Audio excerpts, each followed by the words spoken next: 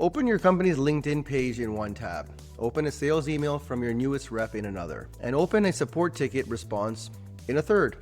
And then read them out loud. Do they sound like they came from the same person, the same company? Or do they sound like three strangers shouting in a room? Usually, marketing is supposed to sound like a poet. Sales sounds like the hype man, support sounds like a robot, and this is what I call brand schizophrenia. And if you're letting your team use generic ChatGPT to write the content, this is a problem that's going to get 10 times worse because every employee prompts differently, every output sounds like a different company, and when your voice is inconsistent, your authority is going to disappear. Now to fix this, you don't need another writer, you need a gatekeeper. You need an AI that doesn't just create content, but grades it. In our case, we built Elliot, our AI brand auditor. His job is to stand at the door and say, this doesn't sound like us, fix it. But you can't just tell AI to check the tone, because that's vague.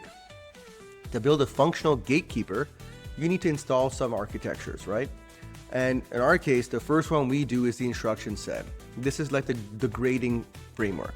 We write about 1,200 lines of instructions that turn that AI into a strict editor. It includes knowledge documents containing editorial style guidelines, like AP style or your internal rules. We code in specific functionality, like you are an auditor, not a creator. Do not rewrite the text unless asked. Your job is just to score the text from 0 to 100. Constraint number 2 is you must identify violations based on the brand blueprint. Another constraint, if the score is below 80, you must provide a bulleted list of required fixes or correction. This is going to stop that instinctive good job that AI always likes to use because it is trained to be a people pleaser. The second piece is the brand blueprint. Specifically, it's got the lexicon, the words that you don't want to use, your brand voice principles. So let's take a look at a hypothetical example. We'll look at Rogue Cyber. They're a cybersecurity firm for government contractors. Their blueprint voice is clinical, paranoid, no trust, be concise. Their anti-persona is we are not customer service agents, we do not apologize, but we do not use exclamation points. That's what they want to do. Imagine your junior sales rep asks ChatGPT to write a check-in email generically. It's going to write something like, hey there, just checking in to see if you're excited about our new firewall update. We'd love to hop on a call and chat about synergy. If you send that email to a government contractor, you're going to lose the deal of the contract because it sounds like a toy.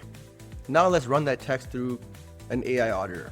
Like Elliot's going to read the instruction set, scoring, the blueprint, your rules. You need to look at the list of flag words, and his output might be like, this scored 15 out of 100. It's a critical failure.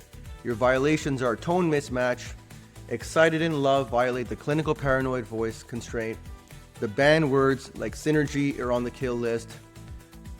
Just checking in implies passivity, and a correction, rewrite to focus on threat mitigation. Now, do you see the value? Elliot didn't just fix the grammar, he saved the brand.